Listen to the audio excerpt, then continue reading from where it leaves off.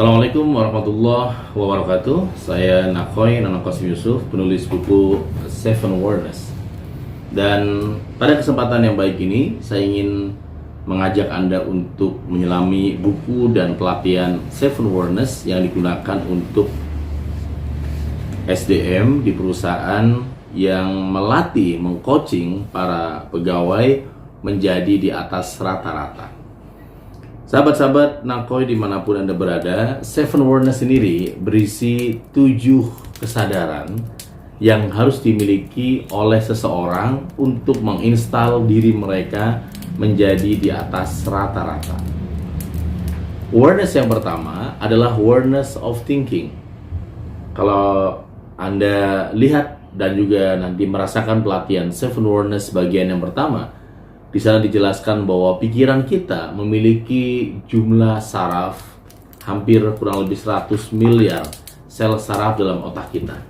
Dan kalau diulur panjangnya dari saya berdiri hari ini sampai ke bulan, baik lagi sampai ke sini panjang saraf kita. Nah, pertanyaannya adalah bagaimana cara mengaktifkan cara bekerja pikiran yang sejak kecil kita juga nggak dilatih oleh guru, oleh lingkungan tentang bagaimana cara bekerja pikiran. Dari kecil sudah dilatih bagaimana cara menghitung, SD menghitung, SMP menghitung, SMA menghitung, kuliah menghitung, tapi cara bekerja pikiran seringkali tidak terhitung atau bahkan tidak pernah diajarkan, sehingga kita mengalir begitu aja, otodidak, kadang berhasil, kadang juga gagal, tentu saja. Nah, di dalam Seven Awareness, para alumni Seven Awareness yang telah mentransformasi diri mereka, salah satunya adalah melakukan satu hal yang namanya clearing the mind. Clearing the mind. Apa itu clearing the mind terapi atau terapi membersihkan sampah-sampah dalam pikiran? Kalau Anda misalnya ada lemari baju di tempat Anda dan ternyata pada saat Anda buka banyak sekali baju-baju lama yang membuat lemari itu sempit. Sementara Anda pun gak memberikan kepada orang lain.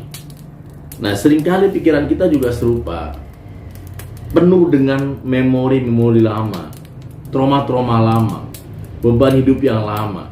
Bahkan beberapa peristiwa-peristiwa yang sudah usang beberapa tahun yang lalu, kita masih menyimpannya dalam lemari pikiran kita.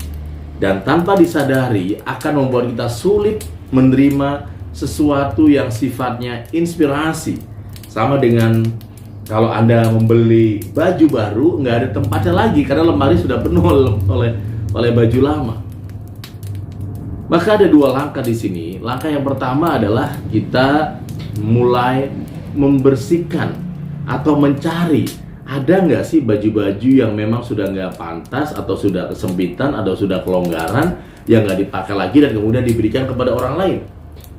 Di dalam psikologi Seven Awareness misalnya, ada nggak sih masing-masing Anda untuk mencari, menggali, mengamati diri Anda di masa lalu yang membuat Anda sempat marah, kecewa, trauma, bahkan mungkin depresi, yang merasa nggak layak, yang kemudian itu seperti baju lama yang membuat sesak lemari tersebut, teman-teman.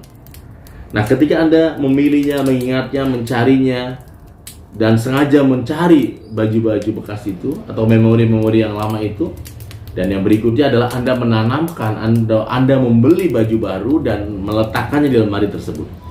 Bagaimana cara membelinya? Bagaimana cara memesan baju baru tersebut? Salah satunya adalah dengan pelatihan Seven Awareness yang diadakan selama 3 hari pada tanggal 1, 2, dan 3 Oktober 2021, di mana Anda akan memiliki kosakata baru, narasi baru, vibrasi baru, seperti baju baru yang kemudian Anda bawa dan ada tempatnya. Ada tempat, ada ruangannya.